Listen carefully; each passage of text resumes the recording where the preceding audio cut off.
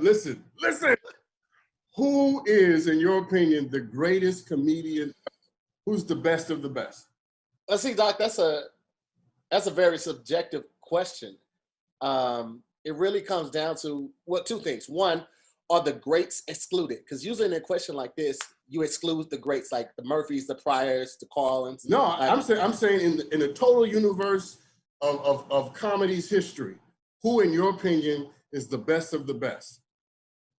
I would probably go with Murphy. I feel like he was the best blend of raw and amazing storyteller. He took the best of both worlds from like Bill Cosby and Richard Pryor, and he was able to deliver it on a stage the way that no one else had done previously.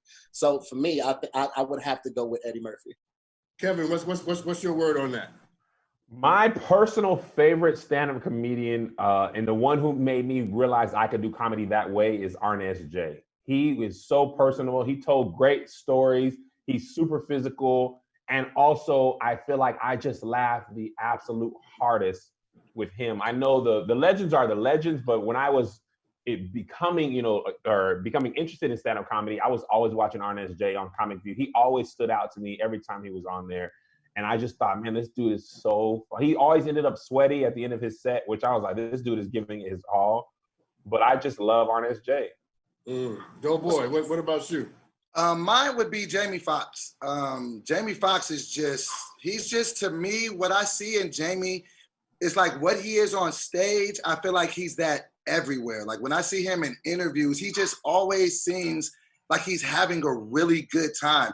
And like he just doesn't turn it off. So it's not, to me, at least what I perceive when I see him, it's not like a switch that he has to turn off or on. He's just always operating in whatever gift he has. And I've never laughed harder than when I watched his two specials. Like his jokes are he's crazy. So your sense of Jamie is that it's a natural response about who he is and what he has to offer the world. So Kevin, I'm going to start with you on this, and I'm going to give each of you a name and give me one sentence on what you think about this particular comic.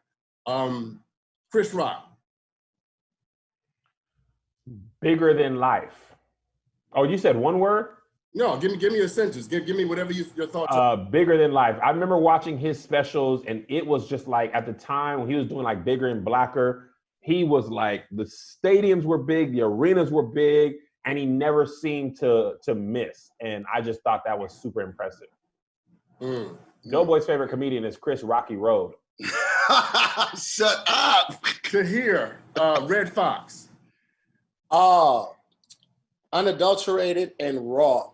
I would say Red Fox he's from my city. His home house was on the other side of my elementary school from St. Louis. I think that he was a